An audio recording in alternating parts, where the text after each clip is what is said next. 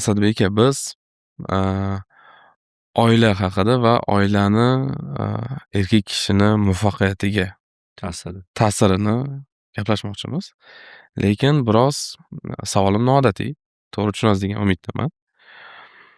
Ko'p xotinlikka munosabatingiz qanday? Va bu erkakni moliyaviy holatiga ta'sir qiladimi? Moliya holatiga ta'sir qiladi. Qaysi holatda desa, birinchi ta'siri agarda oilada ayol kishi pul topishni boshlasa va topgan pulini ro'zg'orga sarflashni boshlasa, erkak kishi kamroq pul topishiga sabab bo'ladi.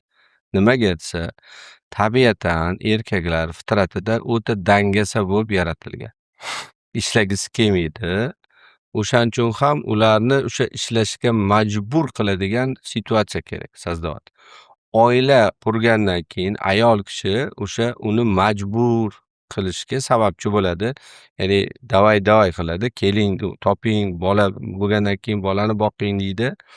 O'sha majburlik hissidan u ko'chaga chiqib, keyin rizq topishga harakat qiladi. O'shaning uchun ham endi ayol kishi o'zi pul topib, eri topmagandan keyin topmayapti-ku deb jahl qilib, unga anavi qilib men o'zim biznes qilaman, men o'zim ishlayman deb harakat qilsa, tabiiyki eri уже nima deydi, er pozitsiyadan bola pozitsiyasiga o'tish boshlaydi. Katta bolaga aylanadi. Uni ham shu ayoli tipi boqayotgan bola sifatida Holatga tushib qaraydi, qoladi. holatga tushib qoladi. O'shaning uchun birinchi men o'sha ayollarga beradigan maslahatim, iloji boricha topgan pulini o'ziga sarflasin. O'ziga investitsiya qilsin. O'zini bilimlarini oshishiga, o'zini o'sha tarbiya berish, o'sha darajasini oshirishga, o'zini yangi o'ziga investitsiya qilsin. O'ziga pul to'plab, o'ziga biron bir joyga investitsiya qilishlari mumkin. Даже erini biznesiga ham investor sifatida qatnashishi mumkin. Lekin o'zini pulini sifatida bo'lishi kerak bo'ladi. Bu birinchisi. Endi shu ma'noda erkak kishi shunaqaki, rizq eshigi ayollarni bolasi orqali belgilangan. Ayollarni bolasi orqali. Endi siz ko'p xotinlikdan ko'pchilikni hozirgi kungi maqsadi ko'p bolali bo'lish uchun emas-da. Ko'p bolali bo'lish uchun bo'lmadimi, u sizni moliyaviy holatingizga ta'sir qilmaydi. Naborot, janjallar ko'payishiga, tushunmovchiliklar ko'payishiga, sizni o'sha oldingidan ko'ra topayotganingizni naborot minusga ketishiga bu sababchi bo'ladi. Nimaga desa, уже asabiylashasiz, siz teran fikrlovchi bo'lmaysiz. Teran fikrlovchi bo'lmaganingizdan keyin sizda nima bo'ladi? Moliyaviy qarorlaringiz xato bo'laveradi. Pulga hech qachon emotsionalniy munosabat qilish kerak emas. Pulga ratsional mishleniya deydi. Faqat hisob-kitob, faqat shu analiz qilib, uni emotsiyasiz o'chirgan holatda munosabat qilsangiz foydangizga ishlaydi. Pul bu hisob-kitobda, matematikada. Matematikada zo'r degan so'z yo'q. A+1 bor, 1 bilan 2 ni qo'shish bor, uni hisobini chiqarish bor. Zo'r bo'ldi, yomon bo'ldi, yaxshi bo'ldi degan sifatlar yo'q. O'shaning uchun ham ko'pchilik biznesmenlar sifat ishlatadi-da. Sifat ishlatgandan keyin bo'lmaydi, o'zgarishlar bo'lmaydi. Endi oiladagi muhit agar uni emotsiyasiga ta'sir qilgan bo'lsa, asabiylashgan bo'lsa, jahli chiqqan bo'lsa, borib o'sha jahlni keyin borib biznes qilsa, minusga ishlagan bo'ladi. Moliyaviy holatiga ta'sir qiladi. Endi tasavvur qiling, sizni o'zi ko'p pul topish maqsadida uylanmadingizda, o'sha shahvatingizni qondirish, ko'proq maza qilish, ko'proq dunyoni anavlardan ega bo'lish uchun uylandingiz. Ko'pchilik ko'p xotinlikka shunga o'tadi-da, obdon pul topadi-da, endi nimadir bir yoshini olay deydi, tug'masini olay deydi. Haqiqat shu-da. Mana shuning uchun endi nima bo'ladi? To'polon janjal boshlanadimi? Janjal to'polon boshlangandan keyin erkak kishi asabiylashib Tinchlik boshlaydi. yo'qoladi. Tinchlik yo'qoladimi? Sirazi moliyasiga ta'sir qiladi. Sirazi orqaga ketish boshlaydi. O'shaning uchun ham bu ma'noda agar amalga oshirilsa, bu juda ham moliyaga salbiy ta'sirga olib keladi. Siz hozir mana sababini aytib o'tdingiz. Hozirgi paytda mana ko'p ayollik bu ular dinni qanday aytsam Niqob ekan? qilib oladi. Ha, niqob qilib oladimi yoki o'zini nafsini tiya olmaydimi? Niqob ham bu, ham bu. Ya'ni maqsadga erishish uchun dinni niqob qiladi. Ikkinchidan asosiy Sababi, maqsadi, to'g'ri. sababi nafsini qondirish bo'ladi. Mana Chunki endi buni agar siz diniy ta'limot sifatida tushunsangiz, aslida ko'p xotinlikka nima uchun ruxsat bergani yordam bitta berish. sababini tushunishingiz kerakda, mohiyatini tushunishingiz kerak. O'sha mohiyatni tushunsangiz niqob qilmaysiz shunda. Ha, Niqob qilmaysiz. o'zi afzali. Mohiyatini tushunmaganingiz uchun ruxsat bergan-ku deb nima qilasiz? Vaj keltirasiz. Lekin u yerda mohiyatini ochilib tushunib olganingizdan keyin unda u уже unaqa munosabat qilmaysiz. To'g'ri, to'g'ri. Afzali o'zi yordam berish maqsadida. Afzali Ya'ni qiyinchilikka duch kelganlarga yordam berish maqsadida. yordam berish ham ummat ko'payadi, ya'ni bolalarni Bolalarni ko'paytirish. Masalan, ayol uylandingiz, lekin ayolingiz yo sog'ligi tufayli, yo qanaqadir sharoit tufayli tug'mas. Yoki bitta farzandli bo'ldi-da, ikkinchi farzand tug'olmaydi o'zi. Позволение qilmaydi. Yo xohlamaydi, xohlamasligi uchun majburlamaysiz-ku uni. Yoki uni sog'lig'i ko'tarmaydi, yoki u o'sha tug'mas bo'lib shakllangan. Nima qilasiz? Lekin ayolni endi ajrashgingiz kelmayapti. Haqiqatdan muhabbatingiz bor, yaxshi ko'rasiz, lekin siz ko'p farzandli bo'lgingiz kelyapti. Ana shu narsani misol uchun xohishingiz to'g'ri bo'lsa, bitta farzand bilan emas, 2 ta, 3 ta, 5 ta, 6 ta farzand bo'lishni xohlayapsiz-da. Endi ayolingizda bu imkoniyat yo'q. O'sha narsani ayolga tushuntirib, ayolni o'zi ham to'g'ri qabul qiladi. Bu holatda yo'q deb janjal to'polon, boyagi asabiy narsalar chiqmaydi hech qachon. Muammo nimada bo'ladi-da, siz unaqa qarash bilan uylanmaysizda, unaqa niyat bilan uylanmaysizda. Siz nima qilasiz? Obdon pul topmayotgan paytingizda bitta ayol bilan yashaysiz, bitta 3 ta 4 ta bolali bo'lasizda. Keyin obdon ko'p pul topishda endi как будто endi yana ham ko'proq dindorligi, sizni ko'p xotinlik mumkinligi sizga esiga tushib qoladi. Ana undan keyin boshlanadi nafsingizni qondirish uchun boshqalarga nima qilishga tipa yordam berishim kerak. Endi men yaxshilik qilmoqchiman degan niqob ostida o'zingizni boyagi niyatlaringizni amalga oshirishga harakat qilasiz. Turmush qurish uchun erkak kishi boshidan oilaviy tayyor bo'lishi shartmi? Yo'q, shart emas. Ko'pchilik kutadi-da. Mana shu eng man katta dedi, xato. Nimaga deganda, pul topganda deydi. qarang, siz mas'uliyatni olish boshlagandan keyin sizga pul kelish boshlaydi. Bu ham diniy, ham psixologik taraf. Har tomonlama. Odam mas'uliyatni olsa, pul kelishni boshlaydi. Masalan, bitta o'zingiz yashayapsiz, uylanmagansiz. Sizga qanchalik pul kerak? Sizni o'sha yeb-icharingizga yoki bo'lmasa telefonlaringizga, moshinangiz, benzinlaringizga kerak, yetarli. U summasi kam bo'ladi. To'g'rimi yo'q? Endi uylandingiz. Uylanganda o'zingizdan tashqari ayolingizni jamiki talablarini qondirishingiz kerak. Yeb-ichari, kiyinishi, boshqacha yurishtirishiga, to'g'rimi? To'g'ri. U ujiz mas'uliyatmi? Siz yaxshi ko'rgandan shu narsani qilaman dedingizmi, endi siz $100 emas, $200 topishga majbur bo'lasiz. Ana u majburligingiz harakatingizni kuchayishiga, ko'proq ishlashga, ko'proq izlanishga, ko'proq ana shunga sabab bo'ladi. Yana mas'uliyat olgandan keyin u ochiladi keyin. Rizq eshigingiz yana ham kengayadi, yana ham ochiladi. Ayol tufayli уже uylanganingiz, mas'uliyat olganingiz uchun.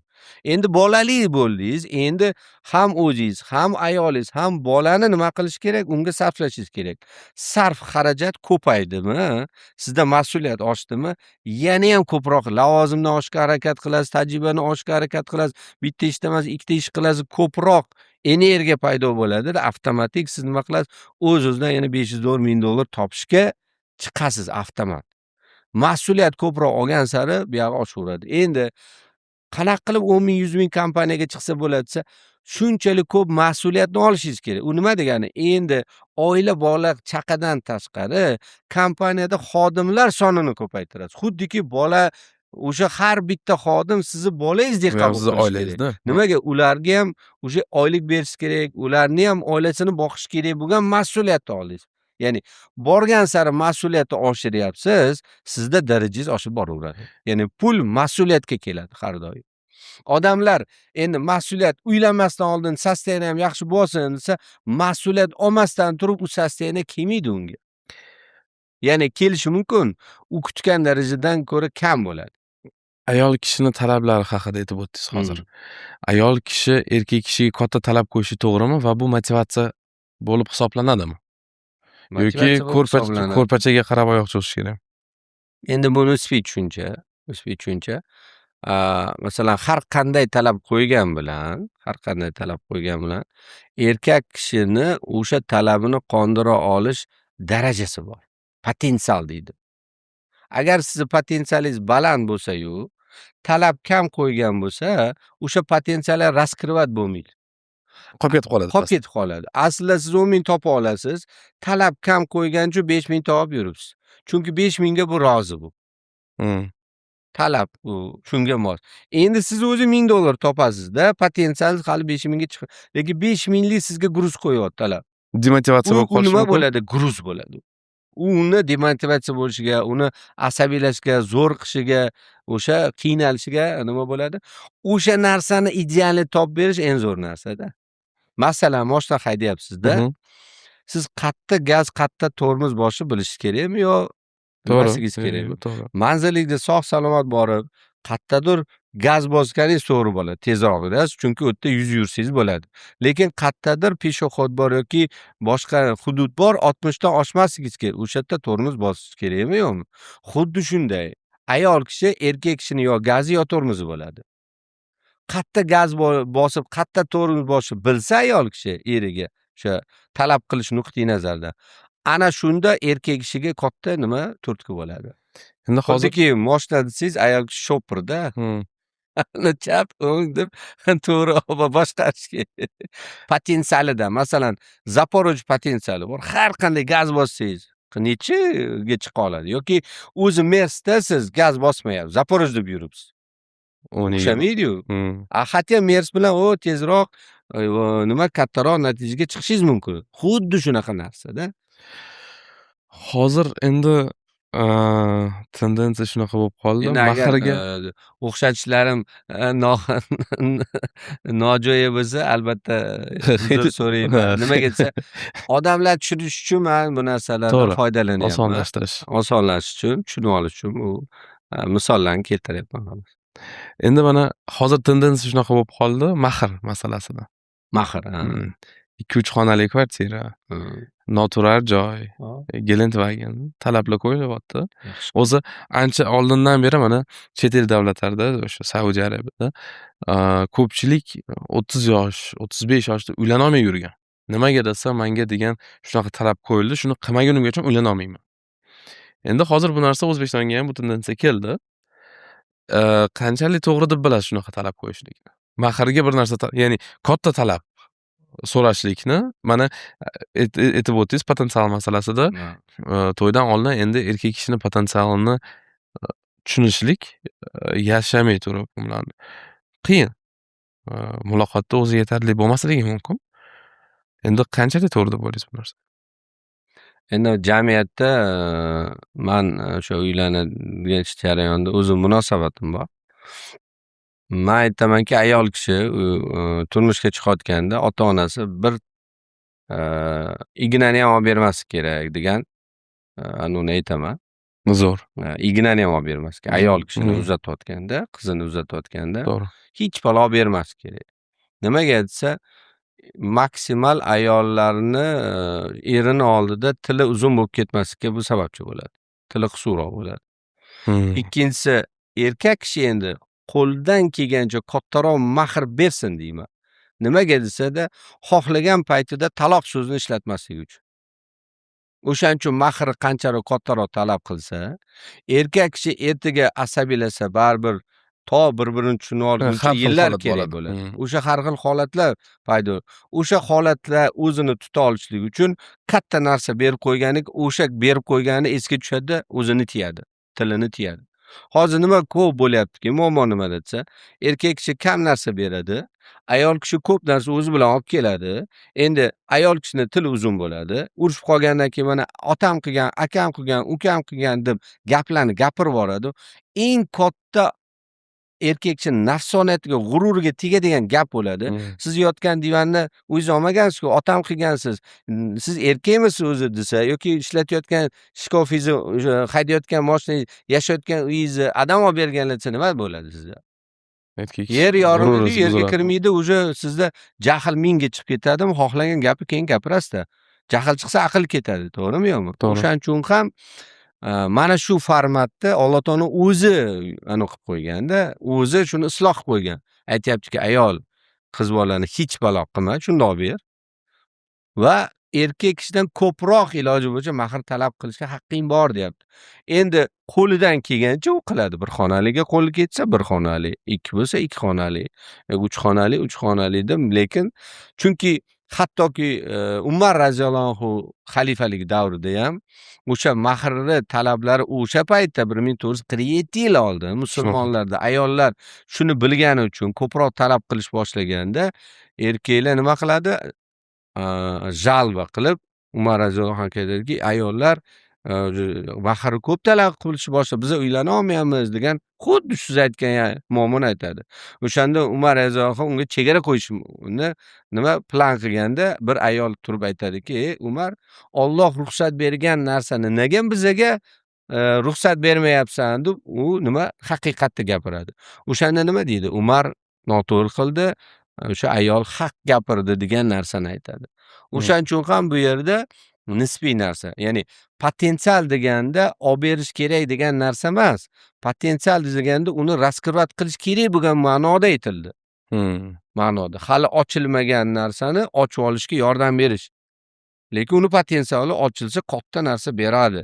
Lekin boshlang'ich etapda baribir ota-ona bor. Baribir nima bolani o'zi yonidan pul topib qilmaydi. O'sha ota-ona bilan podдержка aka-uka bor, qarindosh urug'lar bor. O'shalar to'yini beradi misol uchun, to'g'rimi? O'zi ota-ona qanchadir mablag'lar jamlagan bo'ladi, shu bolamni uylantiraman deb. To'g'ri, hammani masalan 100 ta odam chaqirib to'yxonaga million sarflagandan ko'ra shu ayoliga, o'sha bolasini, ayoliga, o'zini mahriga yordam bersa bo'ladi-yu. To'g'rimi? To'g'ri. Qancha bu yerda ortiqcha xarajat qiladi-ku, birovlarga yaxshi ko'rinish uchun, kilolab, 100 kilolab, 200 kilolab, mingtalab odam chaqirganda unga qancha xarajat ketadi? O'shani xarajatini o'rniga o'sha ayolga nima, o'sha yosh oilaga bitta uy olib bersa bo'ladimi? Bitta yoki sayohatga yuborsa bo'ladi, ilm olishga yordam bersa bo'ladi, ta'limlarga kontraktlarni to'lab bersa bo'ladi, to'g'rimi? Bu tomonga baribir sarflayapti-ku. O'sha sarfini butun yoki bo'lmasa butun qarindosh urug'lar to'yana berib ketadi. O'sha to'yanani keyin qarz olgan bo'lsa mahrga keyin to'lovni qilsa bo'ladi-yu, to'g'rimi? Bo'ladi. O'shaning uchun ham boshlang'ich etapda bu narsalarni talab qilishlikda noto'g'ri degan narsa yo'q. Ayol kishi haqiqatan o'sha talab qilib. Aslida men ko'pincha tilla olinglar deyman. 1 kilo tilla olinglar deyman. Ayollarga tillani talab qilinglar deyman. O'sha tillani nima qilsin? Ota-onasi ham, o'sha bola ham yig'ib o'sha bersin deyman. Chunki ertaga u mahr shunaqa narsaki, mulk faqat ayolning o'ziniki bo'ladi, 100%. Na ota-onasiga, na uni bolalariga, na uni eriga o'tadi. 100% ayolning o'zi mulki bo'ladi. Mabodo qanaqadir kelishmovchiliklar bo'lib, ajrashgan taqdirda ham u shu mulk evaziga o'sha qarshiroq yashab turadi. Qanaqadir moliya holati ni o'sha qiyinchiliklarga men ko'chalarga chiqib ishlamaslikka, farzandni qanaqadir boqishiga o'zi buni ham to'g'ri qabul qilish kerak-da o'zi. Behikmat emas-da. Bekordan emas. Mana shu modelni agar ishlatsak, biz ayol kishi hech narsa olib bormasin, erkak kishi maksimum bersin mahriga. Shunda erkak kishining ham tili ham, ayol kishining ham tili bundoq skotchlab qo'ygan bo'lasizda. Erkak ha deganda urishib talashib qila olmaydi. Taloq so'zini ishlatmaydi. Chunki ertaga yana katta mahrga, yana katta anuga tushishga sababchi bo'ladi, yengisiga baribir.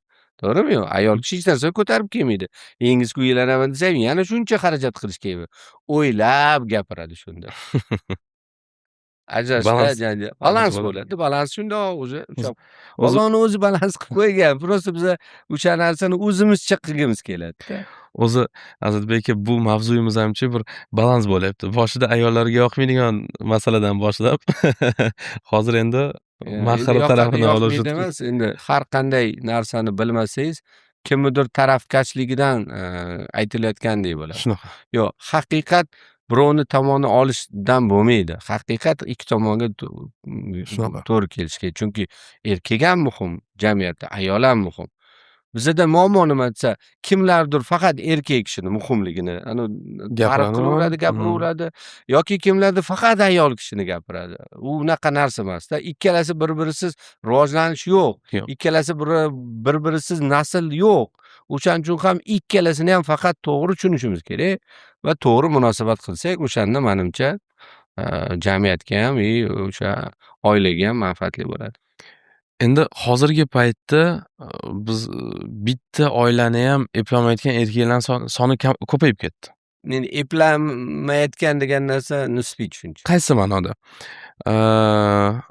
Shu bekorchilik bilan shug'ullanib yoki ayol kishini daromadiga qarab qolgan Endi erkaklar. boyagi sababda endi u Bu endi ayol kishi ayb aybdor faqat ayol kishida deb o'ylaysizmi?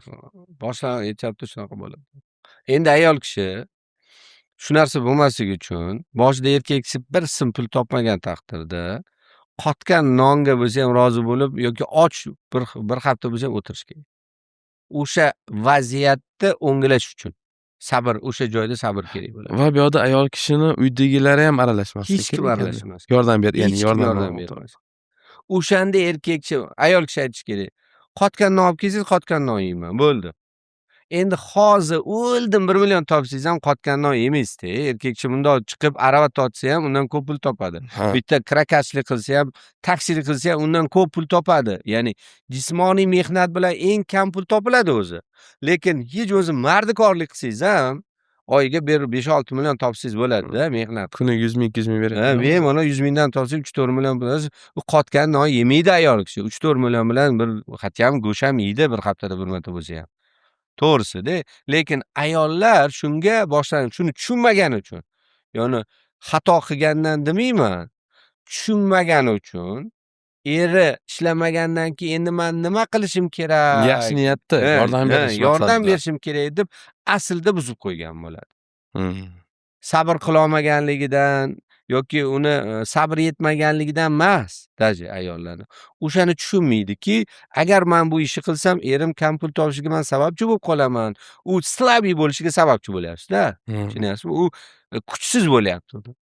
Erkak kishini kuchli qiladigan narsa ayol bilan bo'ladi. Ayolni energiyasi bilan bo'ladi. Xuddi shunday ayollar qarang, ayollarni Alloh taolo naslajdatельница qilib yaratilganda. Ya'ni ular faqat xushchaqchaqlik uchun yaratilgan. Erkaklarni dabitchi qilib yaratgan. Ularni ovchi qilib yaratgan. Ayollar o'sha ovlangan narsani uyda nima farzandiga, o'sha eriga fayz qilib o'sha qilish uchun harakat qilish kerak. Ham farzandiga ko'p ta'lim berib, uni zo'r inson qilib, erkak uni bolasini ko'rganda faxrlanib, mana shunaqa zo'r farzandlarim bor deb ko'chada maqtanish uchun uni ayol qila oladi uyda. O'shaning uchun ham ayol kishini ishlashi mumkin, samorealizatsiya uchun bo'lishi kerak-da. Masalan, doktorlik qiladi, yaxshi ko'radi. O'qituvchilik qiladi, yaxshi ko'radi. Yoki hamshira qiladi, yaxshi ko'radi. O'zi shu ishni sevadi. Shuning uchun shu ishni qiladi-da. Endi faqat oila, bola tarbiyasi emas-ku degani uchun buni ham qoyil qilib qo'ydimi, endi ishlaydi, 3-4 so'm pul topdimi, o'zi uchun sarflasin, o'zi pul jamg'arma qilsin, o'zi investitsiyalar qilsin, turli xil proyektlarda qo'shilsin, umuman zarari yo'q narsani. Lekin eriga o'sha yordamchi pozitsiyasida sarflamas kerak-da. Oilasi yo'q, bo'ydoq erkaklar moliyaviy darajaga chiqa oladimi? Mana aytib o'tdingiz, oila bu endi agarda motivator. Motivator. Endi oilasi yo'q, lekin mas'uliyatni olyapti kompaniya sifatida. Shu xodimlarni oila deb qabul qilgan. Shuni ko'paytiryapti. O'shanda ham moliyaga ta'sir qilaveradi. Ya'ni mas'uliyat bo'lishi shart. Motivatsiyani o'zi yetarli emas. Chunki motivatsiya bir bo'ladi, bir bo'lmaydi. Endi ayolning motivatsiyasi eng kuchlisi-da u. Xodimga oyligini bersangiz, yana nima qilmaydi, bo'pti deydi-da. Undan ortig'ini nima qilmaydi, talab qilmaydi. Lekin ayol kishinida oylik degan narsa yo'q-ku. Uy olib bering, mashina olib bering, ko'yni olib bering, u qilib bering degandan keyin nima bo'ladi desa, u katta-yu oylikdan $1000 bilan bitmaydi-ku. Ko'p narsa qilish kerak bo'ladi. O'shaning uchun o'zi bilmagan holatda potensialni ya'ni ayol kishi erkak kishini trenerida u. Mana trenerga borsangiz, siz jahon chempion bo'lishingiz mumkin, lekin o'zingiz bilmaysiz. O'shaning uchun kam harakatlar, mashqlar qiladi. Keyin trener nima qiladi? Sizni qiynaydi. 10 ta anjumanni o'rniga 20 ta qildiradi. 100 tani ko'tarishga 150 ta ko'tartiradi. 10 kiloni o'rniga 20 kilo ko'tartiradi. Siz qiynalasizmi o'sha jarayonda? Lekin ertaga jahon chempion bo'lganda kimga rahmat deysiz? Trenerga rahmat deysizmi? Yaxshiyamsiz, nima deysiz? Meni qiynabsiz, meni potensialim ochibsiz deysizmi? Xuddi shundayda ayol kishi erkakning ustozi bo'ladi, treneri bo'ladi. Qaysiki uni potensialini nima qiladigan? Ocha oladigan bo'lish kerakda. O'sha narsani tushunish kerakda endi ayol kishi. Erimni potensiali qanchalik u jahon chempioni bo'la oladi. Men nima qilsam uni chempion qilaman degan formatda yondashuv qilsa, mana shunda u katta yordam bergan bo'ladi. Shu mavzuga men obunachilarning fikrini eshitishga juda qiziqib qoldim. Zo'r bo'lardi. Qani izohlarda yozib qoldirsanglar, o'qib chiqamiz Asadbek bilan birgalikda. Endi xudo xolasa keyingi mavzuyimiz Asadbek yana bir qiziq mavzu deb o'ylayman. Qarzdorlik haqida gaplashsak. Bu juda ham katta hozirgi kunda global muammo. Aholini bir 80-90% da qiynayotgan mavzulardan biri. O'ta qiziq bo'ladi deb o'ylayman. Rahmat. Salomat bo'ling.